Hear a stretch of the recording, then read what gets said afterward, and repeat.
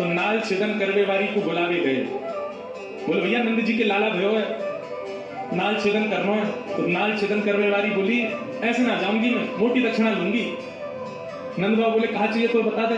खूब सारी सामग्री बता दी, माने इतनी गैया चाहिए, इतने रत्न चाहिए, इतने आभूषण चाहिए, नव लखा के इतने हार चाहिए। वो बाबू लगी कि भैया इतने दिन बाद मांगवे को मिलो, पीछे मत हटो।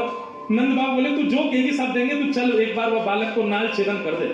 महाराज इतनी अदा में अदब में पालकी मंगवाई, पालकी में बैठ करके जय घोष कराती, भाई कीर्तन मंडली आगे पीछे चलवाती भाई जा रही है नाल छेदन कर गए। क्योंकि पता चल गई है कि जरूरत है और ये कोई सामान्य नहीं है, ब्रज के राजा हैं, इनके तो जितना ऐसा मांग लो। जैसे ही उतरी पालकी में थे, नंद बाबा से कह रही है, जैसे आजकल लोग कहते थे ना 50% पहले दे दो, नंद बाबा से कह रही है पहले मैंने जितना बताया होगा तो आधा पहले दो तब भीतर जाऊंगी। नंद बाबा बोले अरे मैया तू चल तो सही, सब देंगे तो।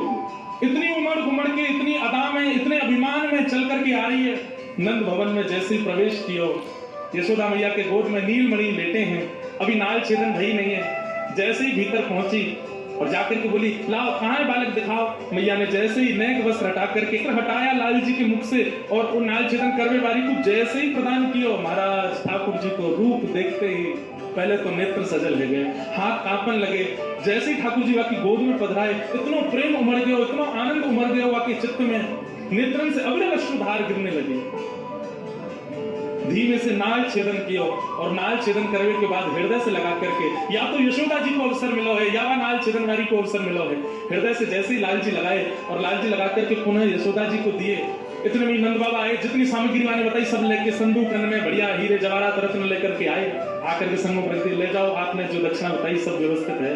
चरणन में गिर गई नंद बाबा के, बोले कछु ना चाहिए, बस एक दक्षिणा दे दो। कहा जब तक आपको लाला या ब्रज में निवास करे और जब तक मेरे प्राण हैं तब तक नित्य सवेरे अपने लाला के दर्शन को अवसर मुख दे दो, बस यही दक्षिणा चाहिए और कुछ नहीं चाहिए। करके आपके लाला को देखूंगी, बस यही एक मुख दक्षिणा दे दो और कुछ नहीं। विषय का चिंतन करके आई थी पर ठाकुर जी के संपर्क में आते ही विषय छूट गया था। यशोदा मैया बोली काय वो लाला काय रो रहा? बोले मैया कल मोकू पता चली कि मेरे संग को बहुत बड़ा अत्याचार है, जन्म थे। मैया बोली कहा अत्याचार है वो लाला तेरे संग?